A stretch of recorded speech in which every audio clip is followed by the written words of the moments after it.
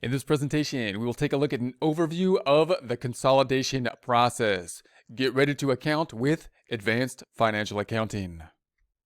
Consolidation process overview. We're talking about a situation where we have two or more separate entities that are under a common control. So the basic kind of format of that you're imagining here, then you have a parent and a subsidiary. These are going to be connected in some way, shape, or form because the parent has control over the subsidiary. We can imagine more complex situations, for example, having one parent and multiple subsidiaries as well. The entities will be shown as if they are one entity.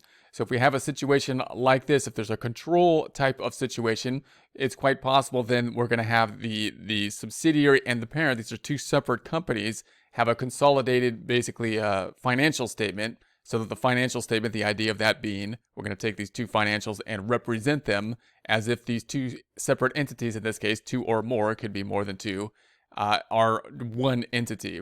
This means two or more sets of books are merged into one set of financial statements. So obviously, what does that look like from a practical standpoint? We have the parent company, we have the subsidiary company, they have two sets of books. We're going to have to take those two sets of books and put them together for the financial statements.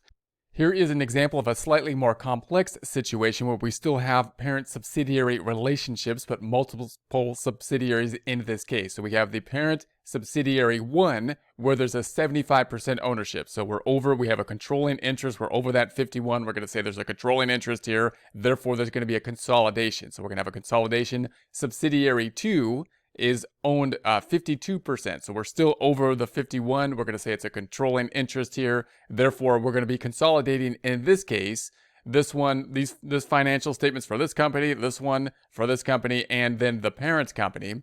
And then this one over here, there's a significant investment, but it's not a controlling interest, but it is over 20. So it's over 20%, but it's not controlling. It's not over 51. So there might be significant influence there, but we're not at the state of the point of controlling interest. And therefore, it's likely that this one will be accounting for using the equity method.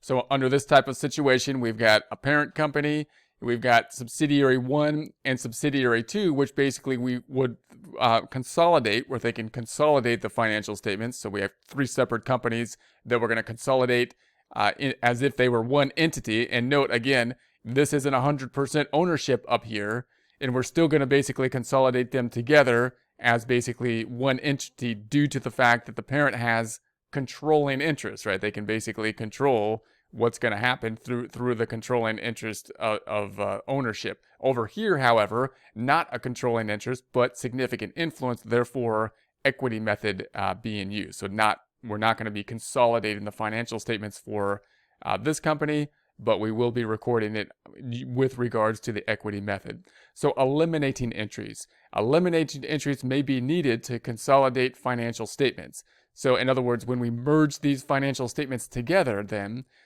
we can imagine what we're going to do. We got three line items. We're going to merge them together, and then there's going to be some entries that we're going to have to basically eliminate during that consolidation process as well. For example, an eliminating entry may be needed that removes the investment account for the parent's balance sheet and the subsidiary's equity account, because those things are going to be basically related.